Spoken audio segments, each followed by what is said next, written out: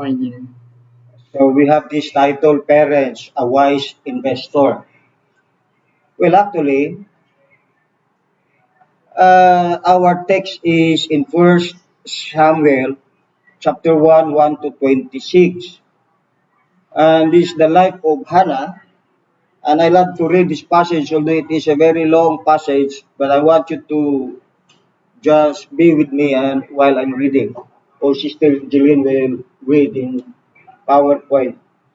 1 Samuel, 1 Samuel 1, chapter 1, from verses 1 to 26, nagahambal. There was a certain man from Ramathaim, a Sophite from the hill country of Ephraim, whose name was Elkanah, son of Jeroham, the son of Elihu, the son of Tuhu, the son of Soph, an Ephraimite. He had two wives. One was called Hannah and the other Peninnah. Peninnah had children, but Hannah had none. Year after year, this man went up from his town to worship and sacrifice to the Lord Almighty at Shiloh, where Hophni and Phinehas, the two sons of Eli, were priests of the Lord. Whenever the day came for Elkanah to sacrifice, he would give portions of the meat to his wife Peninnah and to all her sons and daughters. 5. But to Hannah he gave a double portion because he loved her, and the Lord had closed her womb. Because the Lord had closed Hannah's womb, her rival kept provoking her in order to irritate her. This went on year after year. Whenever Hannah went up to the house of the Lord, her rival provoked her till she wept and would not eat. Her husband Elkanah would say to her, Hannah, why are you weeping? Why don't you eat? Why are you downhearted? Don't I mean more to you than 10 sons? 9. Once when they had finished eating and drinking in Shiloh, Hannah stood up. Now Eli the priest was sitting on his chair by the doorpost of the Lord's house. In her deep anguish, Hannah prayed to the Lord, weeping bitterly. And she made a vow saying, Lord Almighty, if you only look on your servant's misery and remember me, and not forget your servant, but give her a son, then I will give him to the Lord for all the days of his life, and no razor will ever be used on his head. 12. As he kept on praying to the Lord, Eli observed her mouth. Hannah was praying in her heart, and her lips were moving, but her voice was not heard. Eli thought she was drunk, and said to her, How long are you going to stay drunk? Put away your wine. Not so, my lord, Hannah replied. I am a woman who is deeply troubled. I have not been drinking wine or beer. I was pouring out my soul to the Lord. Do not take your servant for a wicked woman. I have been praying here out of my great anguish and grief. And said to her, Eli answered, Go in peace, and may the God of Israel grant you what you have asked of him. She said, May your servant find favor in your eyes. Then she went her way and ate something, and her face was no longer downcast. Early the next morning they arose and worshipped before the Lord, and then went back to their home at Ramah. Elkanah made love to his wife Hannah, and the Lord remembered her. So in the course of time, Hannah became pregnant and gave birth to a son. She named him Samuel, saying, Because I asked the Lord for him. When her husband Elkanah went up with all his family to offer the annual sacrifice to the Lord and to fulfill his vow, Hannah did not go. She said to her husband, After the boy is weaned, I will take him and present him before the Lord, and he will live there always. Do what seems best for you, her husband Elkanah told her. Stay here until you have weaned him. Only may the Lord make good his word. So the woman stayed at home and nursed her son until she had weaned him. After he was weaned, she took the boy with her young as he was, along with a 3-year-old ball, an ephah of flour, and a skin of wine, and brought him to the house of the Lord at Shiloh. 25. When the bull had been sacrificed, they brought the boy to Eli. And she said to him, Pardon me, my Lord, as surely as you live, I am the woman who stood here beside you praying to the Lord. Shall we pray before we proceed to the preaching of God's holy word? Father, as we humble ourselves before you, we ask your wisdom and understanding. Help your servant through the ministry of your Holy Spirit to interpret these passages, especially to the context of being a parent. And so, Lord, thank you once again for your grace that we enjoy every day, your compassion and your mercy upon us. So we commit to you, Lord, the sharing at the same time preaching of your holy word in Jesus' mighty name. Amen. Okay, so allow me to bring to you again, as I said, parents, a wise investor. As part of the introduction, I would like to say this one. Parents in every action, attitude, and activities inside the home will reap a result. Will you agree with that, Sister Jilyn? Amen. So I do believe whatever things or activities inside the home will always reap a result. Like for example, wala ka kabalo sa kabataan nga nagapamati na sila as if na wala sila kapamati. But you as parents, nagalantaw sila sa inyo, nagapamati sa inyo, then later on, you will surprise nga ang attitude nga gin-display ninyo as parents ara na sa kabataan. Amen. And so therefore, if we're going to give a definition to a home where Mr. Webster says that it is a place where love will manifest to every member. But for me, I would like to give this definition.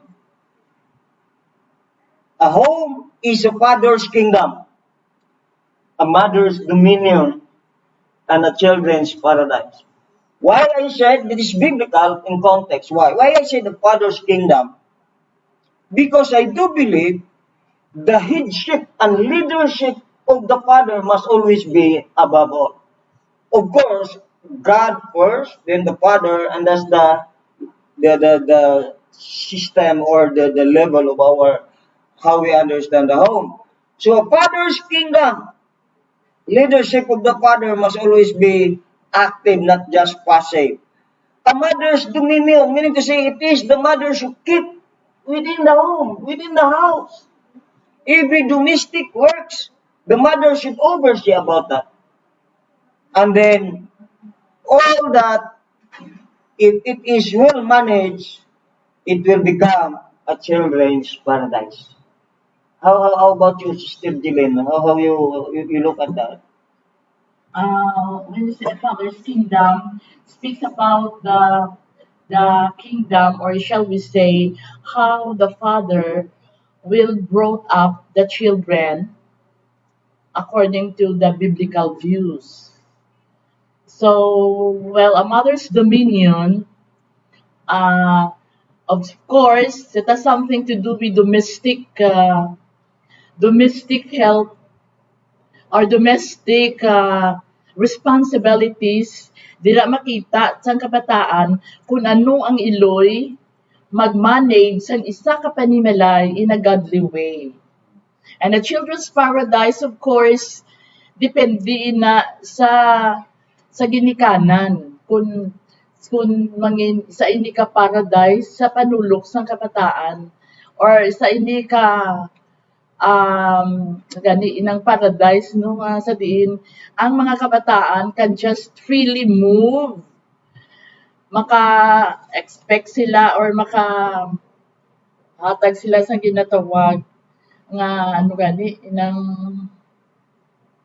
godly nga pangabuhi. Okay, we'll proceed to further explanation to this.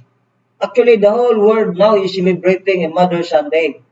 Actually, I brought this one in a general principles that parents is a wise investor. So, this is my definition with regards to home, a father's kingdom, a mother's dominion, and a children's paradise. Because today, kung ang bata makagwa sa balay, hindi na gusto magbalik. Tungod kay hindi makita ang daw paraiso ang panamalay. Okay, so Number one, why the parents or wise investment is in the life of Hannah in our passage. They made a wise investment in the family. Okay, can you read this, Sister Jilyn? She invested in spite of difficulty. Now, we read a while ago, the story of this passage is about Elkanah na may duha ka asawa, and then ang isa, may mga kabataan, ang isa, si Hannah, wala. So, bala mo naman sa Old Testament history, dako ng babae gani hindi ka bata, daw ginabuli siya kay believe na ang curse ara sa iya. But actually, it's not. So, ang akong ginalantaw diri, they made a wise investment in the family. Why? Because in spite of the difficulty, wala gid siya nag-give up. Okay, pwede mo mabasa, Sister Jilyn, ang verse 1? There was a certain man from Ramathaim, a Sophite, from the hill country of Ephraim, whose name was Elkanah, son of Jeroham, the son of Elihu, the son of Tuhu, the son of Soph, and an Ephraimite. He had two wives, one was called Hannah and the other Peninnah. Peninnah had children, but Hannah had none. Okay, so in verse 2, it's very clear that he said he had two wives. One was called Hannah, and the other is Peninnah. Peninnah had children, but Hannah had none. Now, let's proceed. In this particular passage in verse 1 and 2, she invested in spite of discouragement and desperation. You know what, Sister Jilyn? Kung ibalik ko sa imo as Bible school teacher, in the Old Testament, the history, kung ikaw kani babae nga wala ka sang bata, ginama ikaw sa ginatawag susidad, at the same time kaangay siniuplanay sila, so ginabuli siya. Sige, although the Bible is not so very clear, but still we believe that this particular scenario in the life of Hannah, she was very encouraged. In fact, if you're going to read that later on, ginasalaan pa siya ganin ni Samuel nga ubog.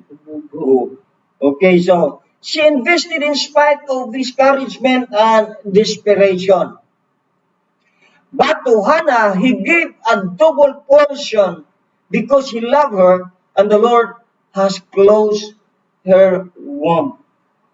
In spite sa paghigugma sa iyabana, makita tagyapon nga wala gid siyang may mahimo si Hannah with regard sa iyang ginatawag nga pagkabawas. So, and the Lord had closed her womb. Bisan ano pang imo-himoon, kung ang Ginoo mag-close, wala pa gid siyang may mahimo. But actually, later on, makanto kita sina sa how God used Hannah in order to glorify His holy name.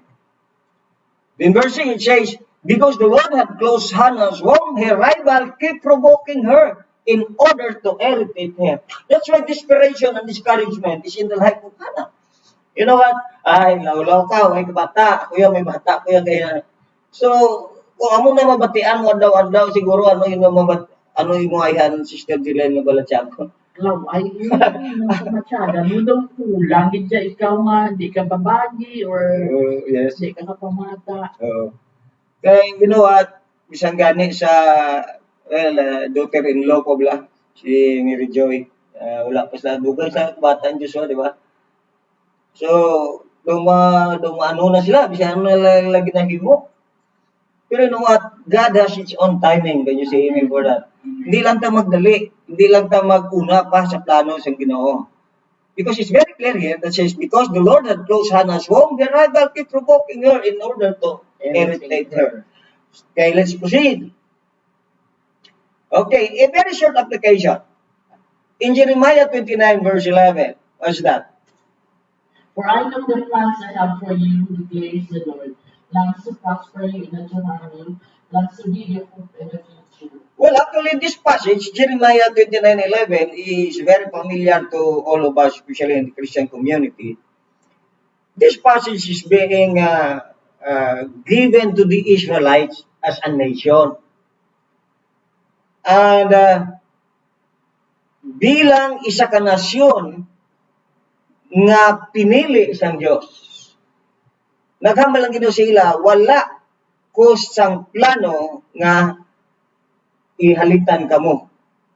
Pero ang plano ko, amo ang pagpauswag, kag paghatag sang paglaom sa palabuto. Now, there is a very simple applications to the life of a Christian.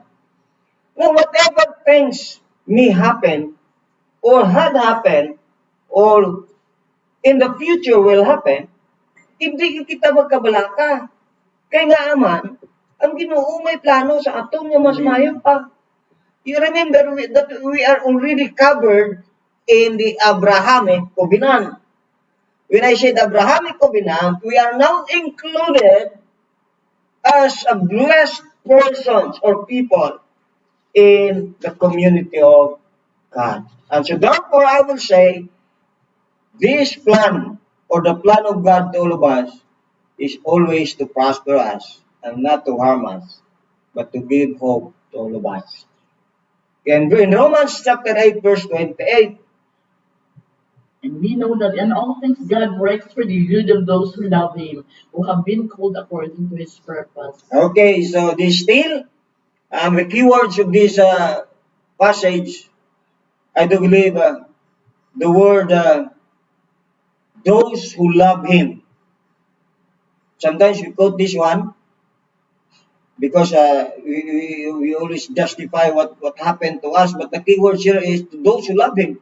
Meaning to say, to those people who love the Lord, whatever things will happen, sa ilang kabuhi, may purpose ang Ginoo. Kana ka, ito sa kay Kalib sa una, Hmm? sa bata, kasi Kalib sa una mabuhay. Ako hindi lang, kung 50-50, ito sa kumpensitihan mo, nga may mga purpose ang Ginoo. Why? Yes, correct. Hindi mo yan na sa kabuhi nato, especially sa kabuhi ni Kalib subong.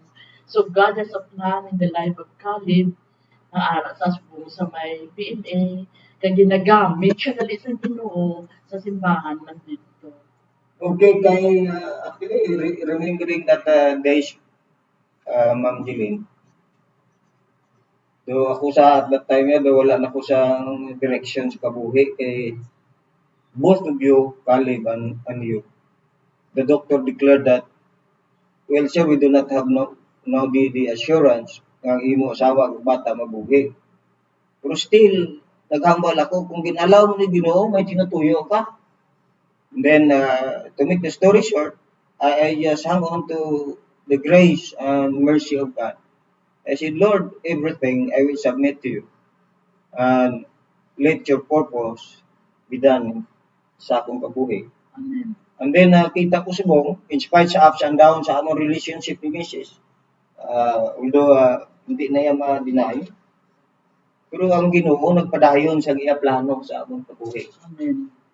Sino magpati nga 8 months child, kag wala gid siya sa infeksyon, kay naglupok na ang appendicitis ni Mrs. to sa sulod, no?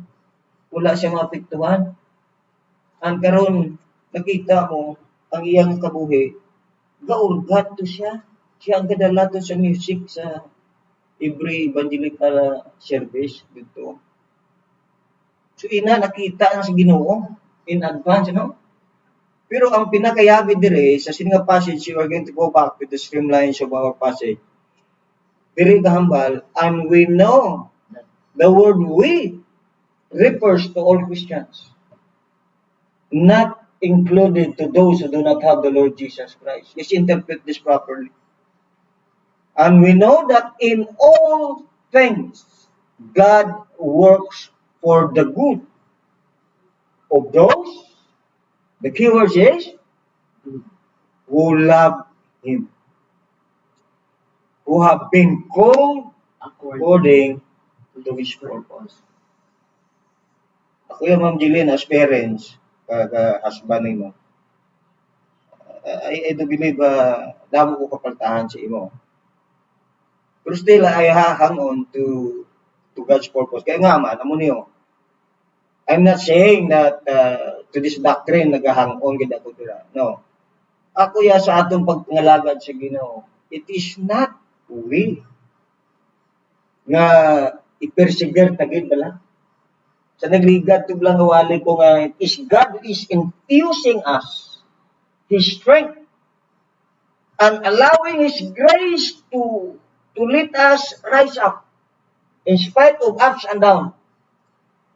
And then God will use us according to His own purpose. Amen.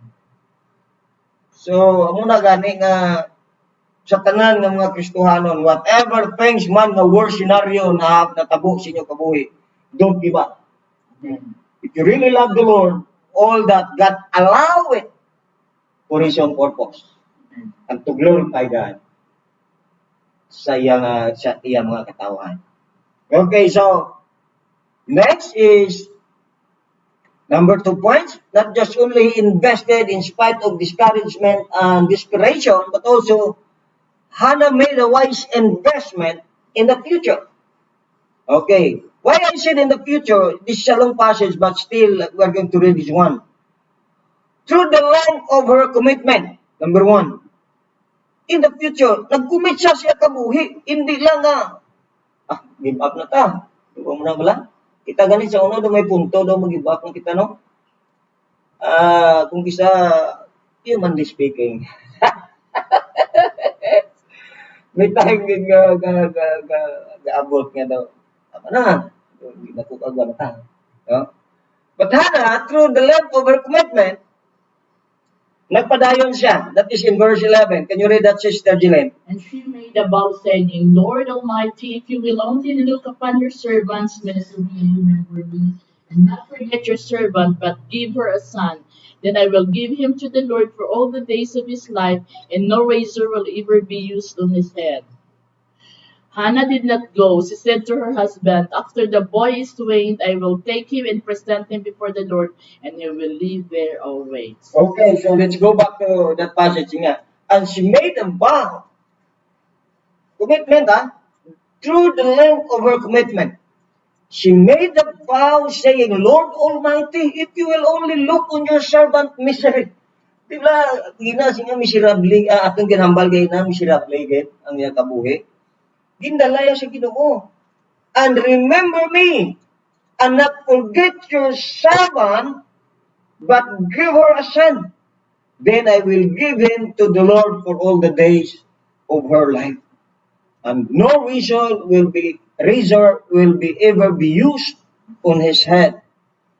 Hannah did not go. She said to her husband, after the boy is weaned, I will take him and present him before the Lord, and he will live there always. Meaning to say, ang iyang commitment sa Ginoo, ang promisa niya, wala gid siya gitago. Kung ano yung ginambal sa Ginoo, in verse 22 nagasiling, after the boy is weaned, I will take him and present him before the Lord, and I will live there always. Can you imagine that? So, isa ka ambal sang isa kay Loy, nga ang iya bata, dapat ibalik niya gid sa Ginoo. Amen. Well, amunin isa ka kulang sa aton subong, sa aton panagbuon. This is based on my observation. It's not, I hope I'm not subjective to this particular subject or this particular comment. Ang daan na lang nga istorya, ilustrasyon nga, anak, medyo alam ka man, labi na sa math, pag-engineer ka. Iya bata, kaya maalam sa math, libutan niya sa eskwelahan niya engineering. Ikaw anak, ito ka pilosopo sa imo, maabogado ka. Ang isa pag anak, ito ka mitikuloso sa imo, kung daw ka dalong sa imo kung magtuon ka, dapat na imo ka doktor. Ang isa ka kamanghuran, hinambalan niya nga, nak daw kumanggawa. At lang si Bible School. So nakita ko bla ang senaryo subong sa aton nga sisidad. Nga kung diin to gani ang parutpot, ihatag sa Diyos.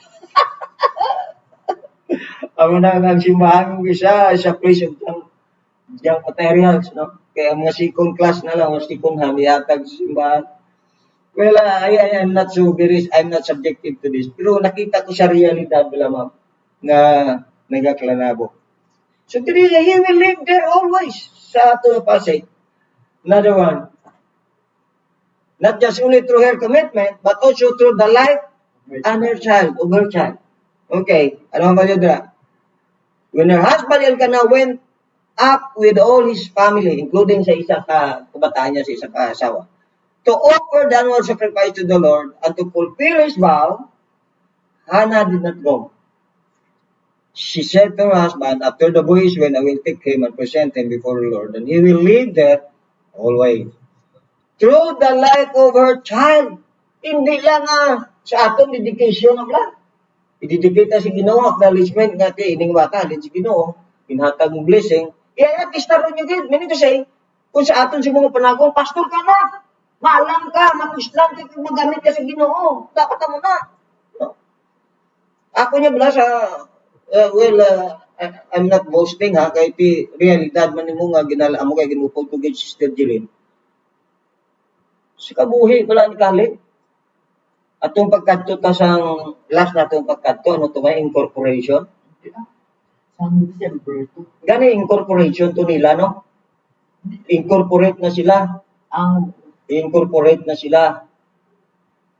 Hindi July to incorporation. Basta something nga last na atong pagkadto to. Naghambal si Kahalip sa ako nga. Sa December. Pa? Palagyo kita sa ministry, pero ang ministry ginalagas kita. Kung nga anak ko, niya ako di subong isa sa mga musician sa PMA. Siyandiin gali kita pa kung gintawag kita sa Ginoo gamito ni kita. So duma subok ko lang nga siyandiin ka pa kung gamito kasi Ginoo magamit ka kit. Well, ako kanami man nga ng PMA siya. Pero plakadlaw kung mag-graduate siya, it will pursue nga mga pastor. Intras ara sa serbisyo namo. O ano pagit katahog? Ano pagit katahog? So sinyahan, he will live there always. So amo nang life sang isa ni Hannah kag sa iya bata nga ginhatag sa Ginoo. And then verse 23, do what seems best to you. Ang response niya ba na, her husband Elkanah told her, stay here until you have won him, only may the Lord make good his word. So the woman stayed at home and nursed her son until she had weaned him. After he was weaned, she took the boy with her, young as he was, along with a 3-year-old bull, an ephah of flour and a skin of wine.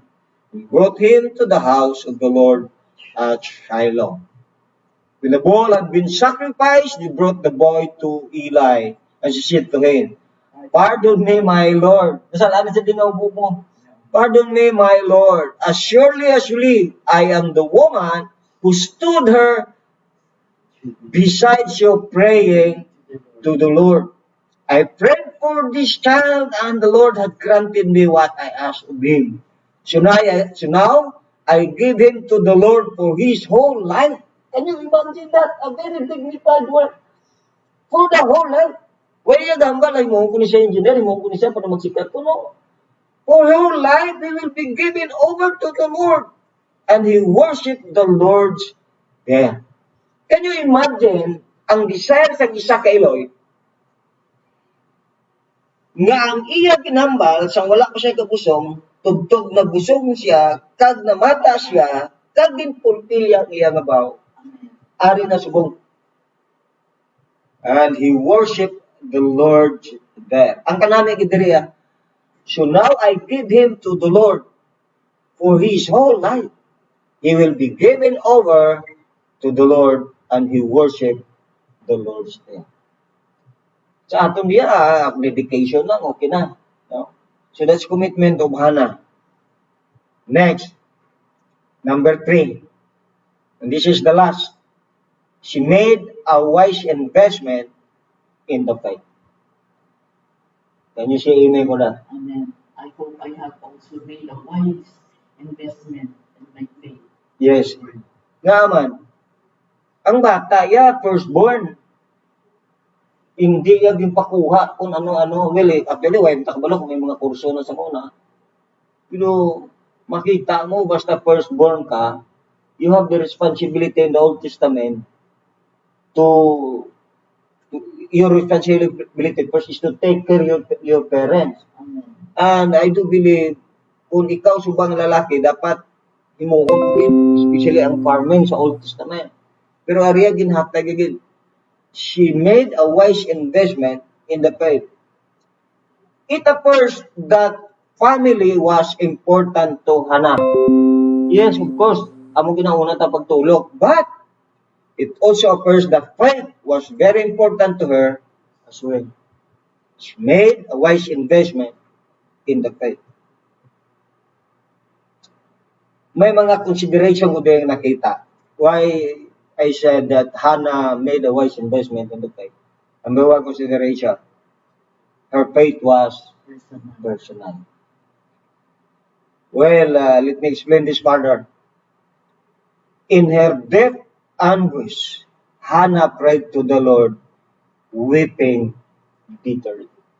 Now, when I said personal, wala siya nagkadto sa iyabana para maghibig sa iyang problema. Kaya ang iyabana mo makasulbar kung practical nga aspeto. Nagkadto siya sa Ginoo, kay naghibig tudo-tudo. Well, sa imo nga pagka-Iloilo, Ma'am Jilyn, nahimo mo na? Oo, nga ako ay nalipit ka sa Ginoo, pero bilang Ginoo, yung ako hindi na sort out yung may mga problema ako na mga daw katutulad. Sa gawa yung utanag ko, diyahin mo, ko na yung kapangapuyo, ko sa Ginoo. Pinadala ko rin na sa Ginoo. Okay, another one. And she made a vow saying, Lord Almighty, you'll only look on your servant misery. And remember me and not forget your servant, but give her a son, and I will give him to the Lord for all the days of his life.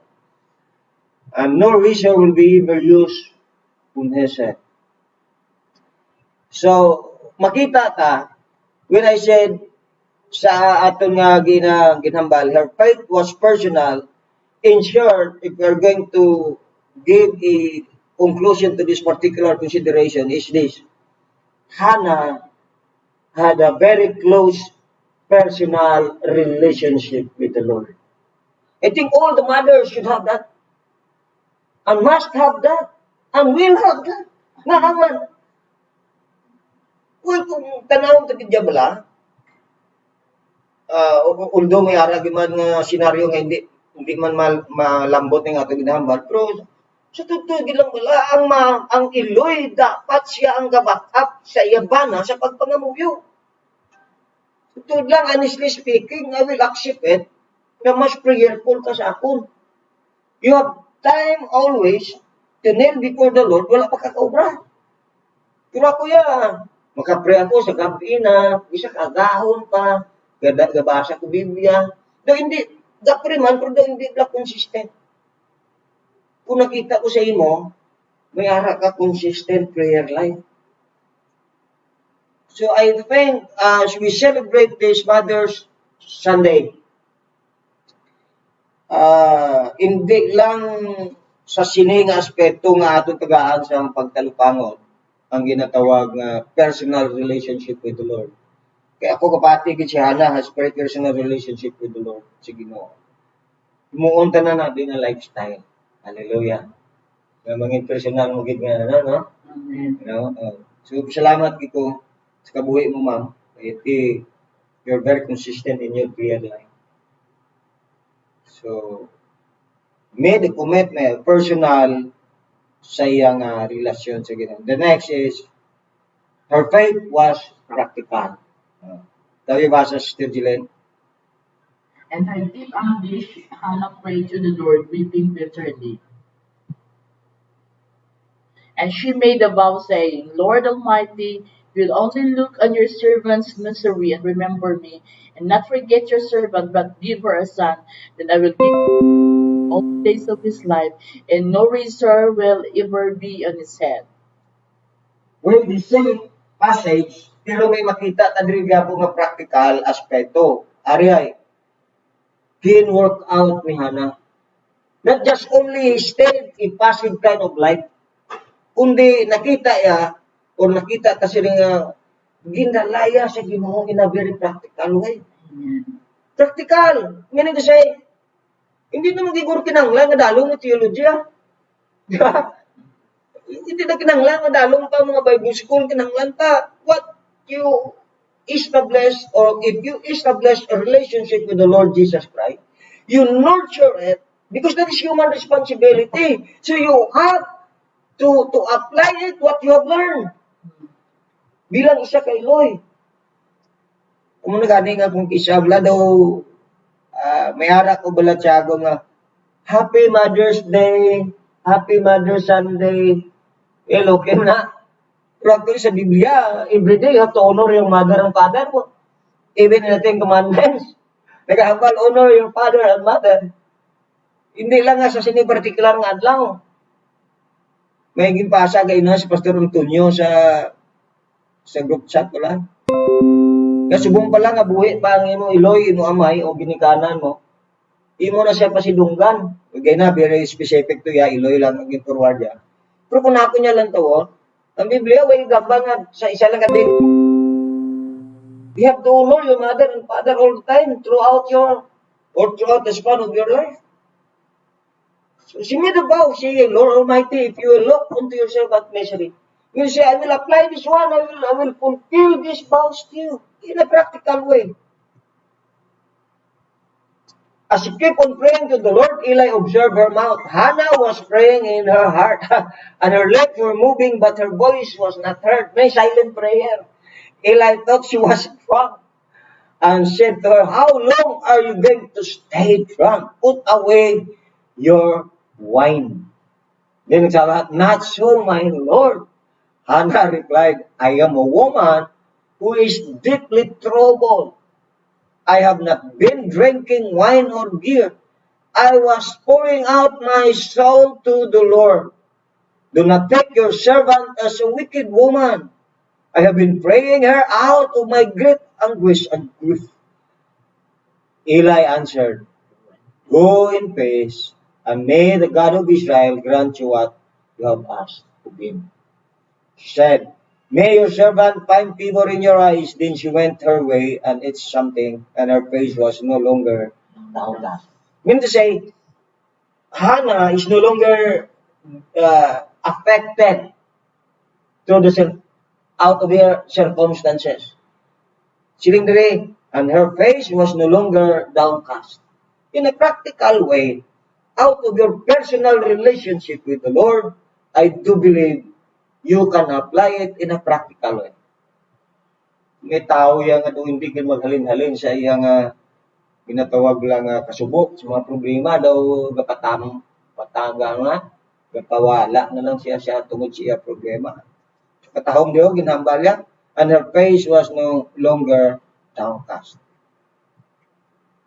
Number 3, consideration. Not just only her faith was personal, practical, and now, in the third consideration, why she invested in the faith, her faith was profound. Verse 11, still the same. Ang ginhambal na, basa Sister Jilyn. And she made a vow saying, Lord Almighty, if you'll only look on your servant's misery, remember me, do not forget your servant, but give her a son, and will give him to the Lord for all the days of his life, and no razor will ever be used on his head. So in the course of time, Hannah became pregnant and gave birth to a son.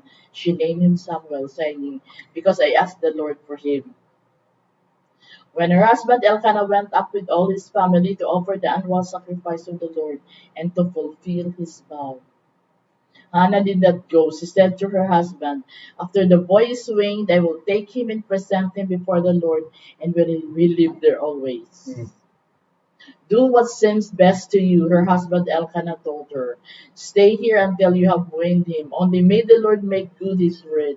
So the woman stayed at home and nursed her son until she had weaned him. Okay, so when I said profound, it is looking in the context of a holistic perspective. Hindi lang inog halad na gid man subong, i-consider ko ni anay akong bata, no? Hindi lang ko anay magupod sa inyo, consider ko ni akong bata kaya akong gid sa tapon. Kaya ra kung isa Kristiyanya nga Kina-neglect yung responsibility siya panimalay kag siya pamilya. Iti ang hambalya kiti iyan ni Ginoo akong kadton. Ako hindi ko magpati sinang klase nga teaching mo nga you abandon tanga mga words ko ro. You are considered abandoning your own responsibility to your family just because of that work in the ministry. Sayot kinaya nga pagtudlo ya. Kinahanglan balansihon tagid muna gani hambak ko holistic perspective in a godly perspective. So siya stay here until you have win him. Only may the Lord make his word. So the woman stayed at home and nursed her until she had win him. Inugala ni subong katukaw ko kagid. Dala ng bata, anyway, pwede man yung madala. Ay, profound kayo ang faith ni Hannah. Pagkita mo sa atong ginbasa kagay na, ginhatag kaya si Samuel sa templo. Kag nangin isa siya ka judge sa sina nga o siya isa ka priest sa sina nga senaryo o sa sina nga dispensasyon. Baka profound na mo nang ginatawag nga in all aspects ang iya. Holistic in general. Okay, so in conclusion, we would like to close this one. Parents, do something different. Invest your time, treasure, and testimony in your family. Bisa ang time ta do wala na. No? Kung gani may dako mga dulot ang gani ano isa mong pandemic ha? COVID-20 lang, hindi na 19. COVID-20. Eh, ang time ta doon nabuhos, hindi ba? Ang gani, subong wala doon nagtamgis kung relasyon ta sa panimalay. Kita ko nga kabataan, nahay pagi kay way ng timbang. Kita ko sila galuto, galing kay daw nagtaas yung ugar ko subong perting kinananay abi mo. Way untat kaon. So time is very precious to us. Treasure. Di ta magkadlo kung ihatag ta ang ginatawag nga kamanggaran ta para lang sa kabot ka sa palabuto sa atong kabataan. And our testimony, I'm not saying that you become perfect father or mother, but shoot to them always that your goal is to become a good father and a good mother.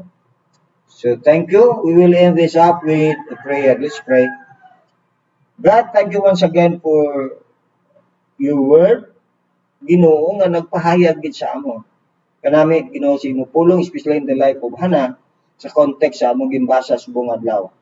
Nga ang iya kabuhi, Lord, ungagid because of her personal relationship with you, ang iya Ginoo circumstancia which is very negative, you turn it into positive. Help us, Lord, to have this kind of relationship with you. And even, Lord, we pray na nakita namon if we prayed earnestly dira sa imo, makita namon ang response ka ang sabat nimo. Salamat sa kabuhi ni Hannah.